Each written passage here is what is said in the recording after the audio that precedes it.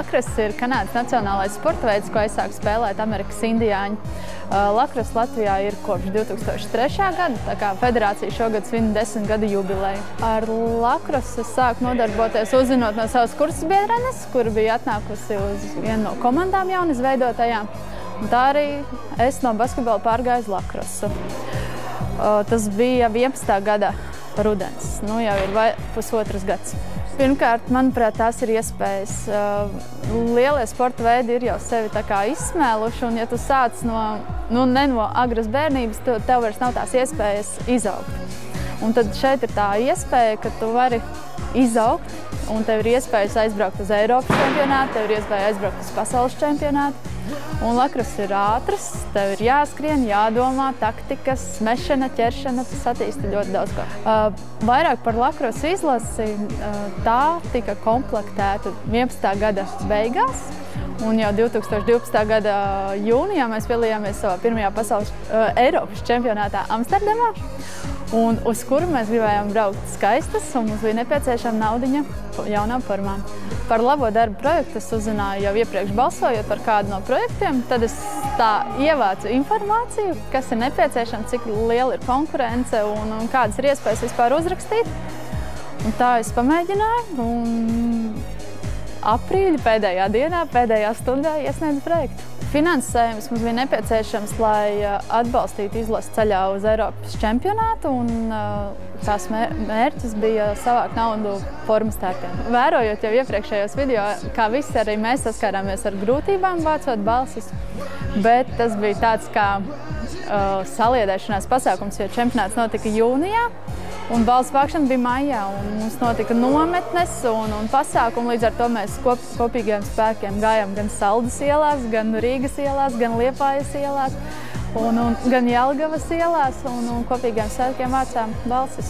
Dažas meitenes sanāk savu brīvo laiku, kas mums bija pēc treniņām veltīts, mēs braucām uz Saldu, vākt balsis, un mēs nostājāmies pie paša lielveikala, un visi cilvēki nāca uz mums skatījās, domāju, ko viņi no mums grib. Un tā kā, tas cilvēkiem bija diezgan liels izbrīns, kā tā meitenes formās, lakrasnojās, ko viņas te dara. Un visi bija lielā neizpratnē, kas tas tāds vispār ir un tādā veidā. Mēs katrā ziņā iesaistījām arī citu sporta veidu pārstāvjus savus draugus. Piemēram, es pirms tam biju spēlējis frisbiju, tātad es griezos pie frisbiju draugiem, un tur bija liels arī balsu skaits, un esmu droši, ka arī hokeisti, arī futbolisti, arī volejbolisti, un tad viss, ko mēs šeit pazīstam, iesaistījām, jā, skolēnu sports, studentu sports, visus mēģinājām šādi iesaistīt. Arī reizē sanāca popularizēt sevi un Lakrossu.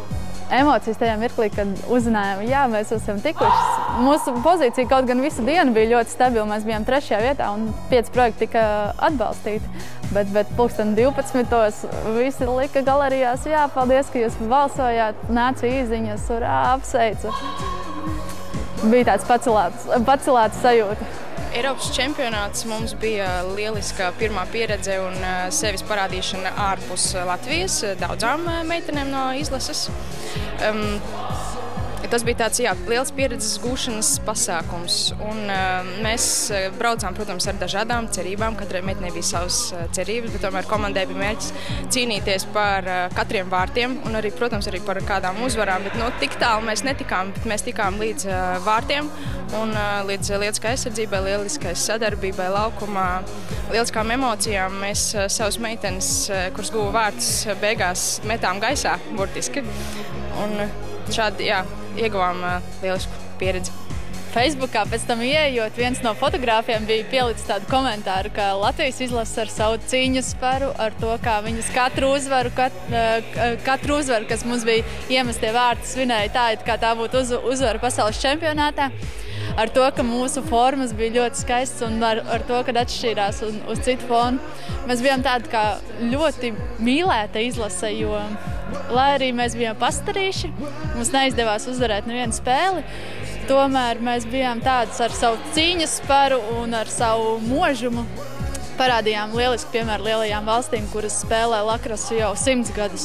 Tie, kas vēlās piedalīties šāda veida akcijās, tad iesakām apbruņoties ar ļoti lielu pacietību, jo tas nav viegls darbs un tas ir diezgan nervukutinošs pasākums. Tā kā esiet pacietīgi un ar pacietību un ar cīņas sparu un gribas spēku, tad varēs panākt to, ko tā kā vēlēsies. Paldies labajiem darbiem! Latvija!